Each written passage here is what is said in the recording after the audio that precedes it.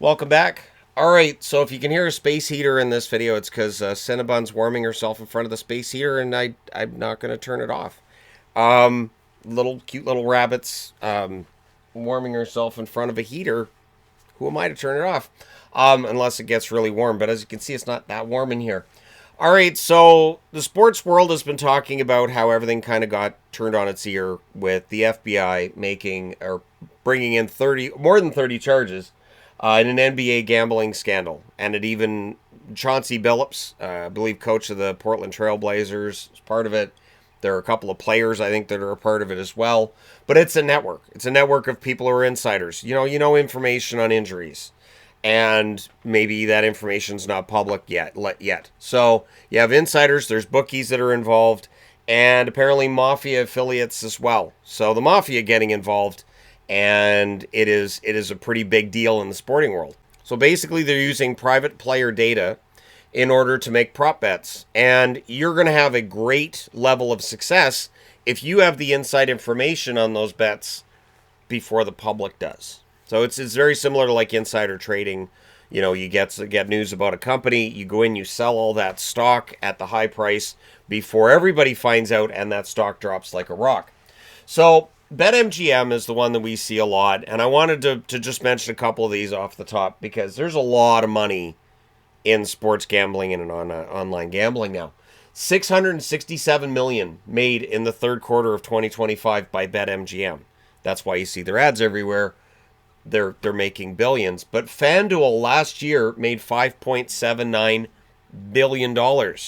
Now, this is where it's interesting to me too, because to say that they've made almost $6 billion means that that's gambling losses and fees and all that people are paying for this. And it is a huge market now. And there are a lot of different apps that are used for gambling. But you'll notice that on my channel, I don't talk about gambling. I don't talk about favorites. And when I do the previews, I intentionally do not predict who's going to win every game because I've seen where gambling goes. I've seen where gambling takes families. I have seen in my own personal life twice. So I am not going to be ever engaging in anything like that. I don't partner up. I know that there are advertisements served on this channel that are from various gambling apps, but I will never partner up with any of them as an affiliate of any sort. I get the emails almost every day, and we just delete them. Or there's times where my wife will answer one of those emails and say, if you follow my content at all, you would know that I'm going to say no to this. I do not support online gambling with my platform. So what the NHL did this week is insane, because the NHL did something this week that I haven't really seen covered. I really haven't. In fact, when I did a search for NHL gambling partnerships, I had expected to find things about their partnerships with FanDuel, BetMGM, and others. No. The NHL partnered this past week with Kalshi and Polymarket. Those are prediction markets. So you go in and you predict what's going to happen, and you see if it will. Now, Polymarket does it for basically everything. It's not sports. It's not necessarily sports related. You can predict whatever you'd like, and the odds are what the odds are. The American Gaming Association, when the NHL announced this partnership, they came out and said the move is deeply concerning, that the NHL would partner up with the predictors because the prediction platforms are backdoor gambling schemes. So I guess what they're saying here is that if you get into the whole predictor thing, well, then you start gambling too. And it does feel like there's more and more money going into this market all the time. There's going to be a limit. There's going to be a time where people are like, we're out of money. And we're not there yet, but eventually that's going to happen, you would think. Gambling revenues globally in 2024 between $98.67 and $100.91 billion.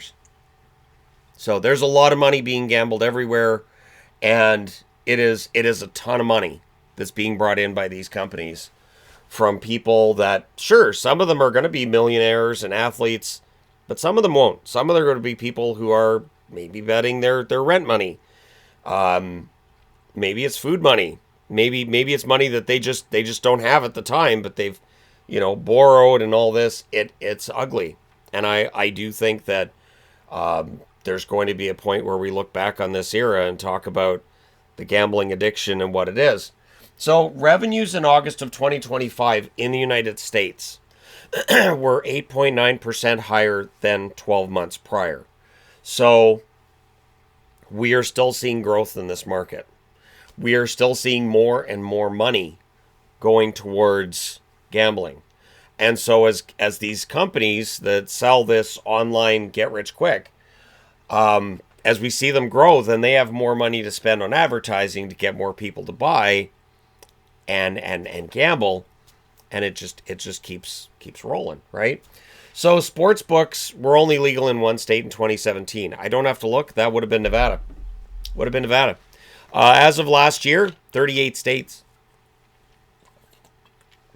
So there's been a movement in recent years to widen the net in terms of gambling income. I will say this. My wife and I have gone to Las Vegas plenty of times. When we've gone to Vegas, we don't gamble and we don't drink because that's where you save money. So we actually end up having a pretty cheap vacation in Vegas. We did. I mean, Vegas's hotel prices. But anyways, it's a whole other discussion for a whole other time. But the income from sports books in 2017 was $4.9 billion.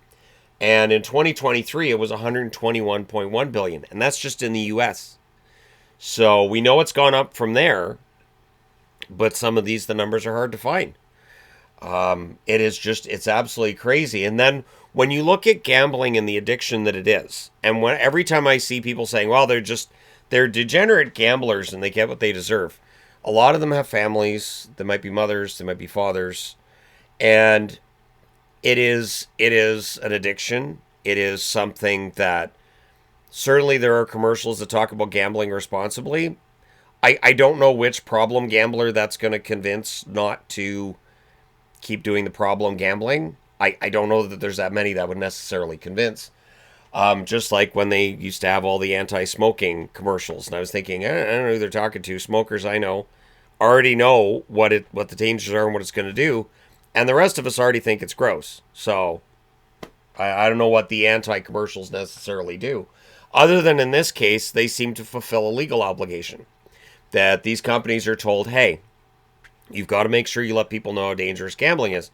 All right, cool. We'll make it entertaining and funny, and then we'll make sure they're downloading our stuff, and we keep talking about how great all our stuff is. ESPN, The Score, and Fanatics are all examples of companies that have their own betting apps, and The Score is has been a Canadian sports network. It's the same branding and everything. They still have articles. They still have, like I have the Score app on my phone for sports, not for gambling. But the betting apps being partnered up with big corporations, I think, is a problem.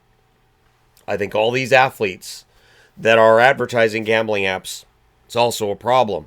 I don't think that what we're seeing with the NBA with this huge charge of, insider trading of information, I don't think that's necessarily happening with the NHL. I think we look at Shane Pinto and the 41-game suspension he got, which I remember people saying, oh, that shouldn't even be a suspension. I don't know what they're suspending him for. But we did explain at the time that what he was doing was not really all that legal.